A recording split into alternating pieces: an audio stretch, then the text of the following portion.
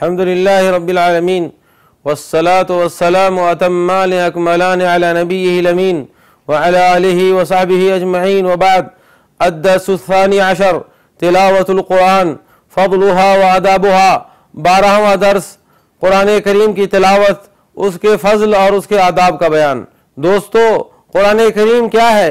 कुरान करीम ये अल्लाह रब्बुल आलमीन का कलाम है जो 7वें आसमान से हमारे ऊपर उतरा है। हमें उसकी हुक्मी तिलावत भी करनी चाहिए और लफ्ज़ी भी तिलावत करनी चाहिए। उलमाए किराम ने कहा कि कुरान करीम की तिलावत के 2 तरीक़े हैं। एक पहला तरीक़ाकार यह है कि उसकी हुक्मी तिलावत करें, और हुक्मी तिलावत से मुराद यह है कि हम कुरान करीम के अहकामात पर अमल करें और कुरान करीम के मनहियात से रुक जाएं। ये हुक्मी तिलावत है, यानी कुरान में जो कुछ भी है वो हमारे लिए वाजिबुल अमल है, लिहाजा हम उस पर अमल करें।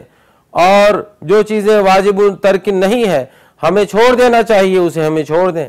तो आइए आज तिलावत के अहकाम व फ़ज़ाइल पर रोशनी डालते हैं मेरे भाई।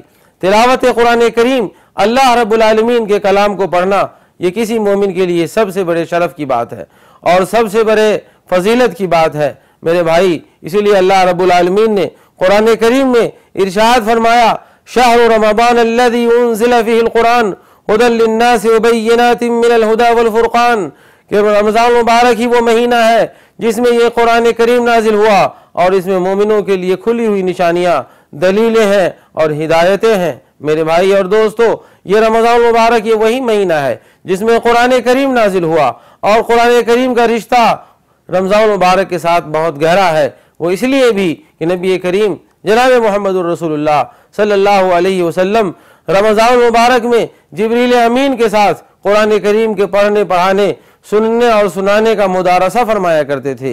लिहाजा हम तमाम मुसलमानों को चाहिए कि इस शहर कुरान, इस माह कुरान, इस कुरान करीम के महीने में हम ज़्यादा से ज़्यादा कुरान करीम की तिलावत करें और कुरान करीम पढ़ें। जो लोग कुरान करीम की तिलावत करते हैं और कुरान करीम पढ़ते हैं, वो अल्लाह रब्बुल आलमीन के साथ अक़्द करते हैं, अहद व पैमान करते हैं, बैअ शिरा करते हैं, ख़रीद व फ़रोख्त करते हैं। यानी वो अल्लाह ताला के लिए कुरान करीम की तिलावत करके इबादत का वो सिलसिला पेश करते हैं, तो अल्लाह रब्बुल आलमीन उन्हें बेगैर हिसाब व किताब किए हुए ज़्यादा से ज़्यादा अजर देंगे।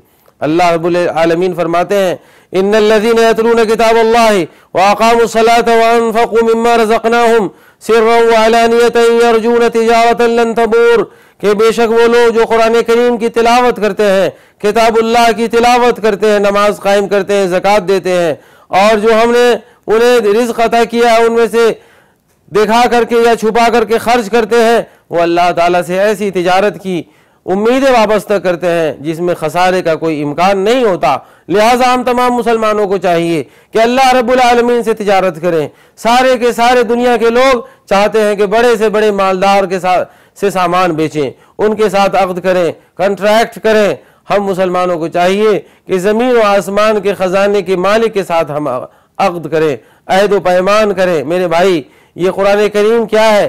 कुरान करीम ये मोमिनों के लिए मेरे ज़ेवर है और मोमिनों का उसवा हसना है और मोमिनों का उस्ताद है और मोमिनों का पहचान, मोमिनों की पहचान है। लिहाजा मोमिनों को चाहिए कि ज़्यादा से ज़्यादा कुरान करीम की तिलावत करें। जो लोग कुरान करीम की तिलावत करते हैं, अल्लाह रब्बुल इज़्ज़त उन्हें अजर व सवाब अता फरमाते हैं।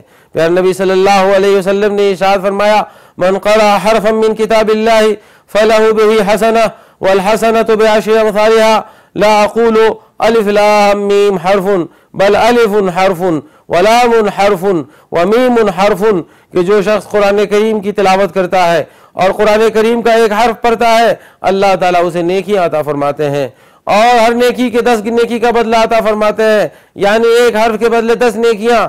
प्यारे नबी सल्लल्लाहु अलैहि वसल्लम फरमाते हैं कि मैं नहीं कहता कि अलिफ लाम मीम सब तीनों मिलाकर एक हर्फ है, बल्कि अलिफ का अलग हर्फ है जिसकी नेकी का बदला 10 नेकी है, या जिसका बदला 10 नेकी है। लाम अलग हर्फ है और इसका बदला 10 नेकी है।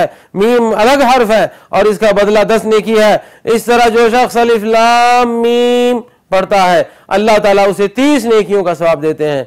तो क्या ख्याल है आपका कि जो शख्स कुरान करीम का एक सफ़ा पढ़ता है उसे कितनी हज़ार नेकियां मिलेंगी? जो 2 सफ़ा पढ़ता है उसे कितनी नेकियां मिलेंगी, जो एक पारा पढ़ता है उसे कितनी नेकियां मिलेंगी, जो और ज्यादा पढ़ता है उसे कितनी नेकियां मिलेंगी। लेकिन अफसोस दर अफसोस ये बात है कि इस दौर के मुसलमानों ने कुरान करीम को न पढ़ने का आज़म किया हुआ है और बेशतर मुसलमान नहीं पढ़ते हैं। बहुत कम ऐसे मुसलमान हैं जो कुरान पढ़ते हैं। अल्लाह रब्बुल आलमीन ने कुरान करीम में हमारे लिए शिफा रखी है। अल्लाह ताला फरमाते हैं वनुनज़्ज़िलु मिनल कुरानि मा हुवा शिफ़ाउन व रहमतुल लिल मुमिनीन वला यज़ीदु ज़ालिमीन इल्ला खसारा, कि हम कुरान करीम से वो नाजिल करते हैं वो चीज़ें जो मोमिनों के लिए शिफा और मोमिनों के लिए रहमत है, और जो लोग नहीं पढ़ते हैं उनके लिए खसारा ही खसारा है। नबी करीम सल्लल्लाहु अलैहि वसल्लम ने इरशाद फरमाया इन्नल्लाह यरफ़उ बिहाज़ल किताबि अक़वामन व यदअउ बिहिल आख़रीन, कि अल्लाह ताला इसी कुरान के जरिए बहुत सारी कौमों को तरक्की देता है और बहुत सारी कौमों को तनज़्ज़ुल देता है। शायर ने कहा वो ज़माने में मुअज़्ज़ज़ थे मुसलमान होकर, आज तुम ख़ार हुए तारिक़े कुरान होकर। मेरे भाई, हमारे आबा अजदाद असलाफ बुजुर्गान दीन ने कुरान करीम की तिलावत करके अल्लाह रब्बुल आलमीन के हुजूर में सुरखरू हुए।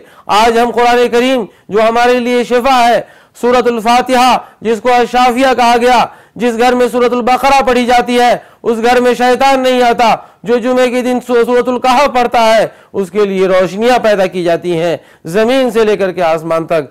आप और हम तमाम लोग नमाज से कुरान से बेजार हैं और ये कुरान करीम को जुज़्वेदान में सजा करके ताकों में रखा जाता है, कौल कसम के लिए महकमा और अदालत में उसको रखा जाता है। लेकिन शान नाम नमूद के लिए लोग कीमती से कीमती कुरान खरीद कर अपने घर में मजलिस में अपने मेहमान खाने में ज़रूर रखते हैं, लेकिन उन्हें कुरान करीम पढ़ने की तौफीक नहीं होती है मेरे भाई, इसलिए कि उनको कुरान करीम पढ़ने का अंदाज़ा नहीं है कि इसका क्या सवाब होगा। आइए चंद इबारतों में कुरान करीम पढ़ने के आदाब जिक्र फरमाते हैं। सबसे पहला अदब यह है कि कुरान करीम को पढ़ते वक्त हमें अल्लाह ताला से अजर व सवाब की उम्मीद कायम करनी चाहिए कि अल्लाह ताला हमें इसका अजर व सवाब देगा और हमें नीयत में इखलास पैदा कर लेना चाहिए। ऐसे ही कुरान करीम पढ़ते वक्त आपका दिल हाजिर हो, दिल जमी के साथ कुरान करीम की तिलावत करें। इसी तरह मेरे भाई, कुरान करीम पाकी की हालत में पढ़ें, जनाबत की हालत में कुरान करीम पढ़ना जायज़ नहीं है। ऐसे ही वजू करके कुरान करीम की तिलावत करें। इसी तरह गंदा और नापाक पानी से वजू करने से या छूने से हम परहेज करें। कुरान करीम पढ़ते वक्त अऊज़ु बिल्लाहि मिनश शैतानिर रजीम पढ़ें, और अगर किसी सूरा की इब्तिदा करते हैं सिवाय सूरह तौबा के तो हम बिस्मिल्लाहिर्रहमानिर्रहीम से कुरान करीम पढ़ें। ऐसे ही कुरान करीम हमें अच्छी और सुरीली आवाज़ में, बेहतरीन आवाज़ में हमें पढ़नी चाहिए मेरे भाई। कुरान करीम को हम राग के साथ पढ़ें और उसको सुरीली आवाज़ में तरन्नुम के साथ कुरान करीम पढ़ें। नबी करीम सल्लल्लाहु अलैहि वसल्लम फरमाया कि जो शख्स तरन्नुम के साथ कुरान नहीं पढ़ता वो हम में से नहीं है। ऐसे ही कुरान करीम के पढ़ते वक्त अगर कोई आयत सजदा आ जाए तो हमें सजदा करना चाहिए। ये कुरान करीम के आदाब में से है कि हम जब कुरान करीम को पढ़ें तो शौक़ और ज़ौक़ के साथ पढ़ें और कुरान करीम की आयतों के मानी पर गौर करें।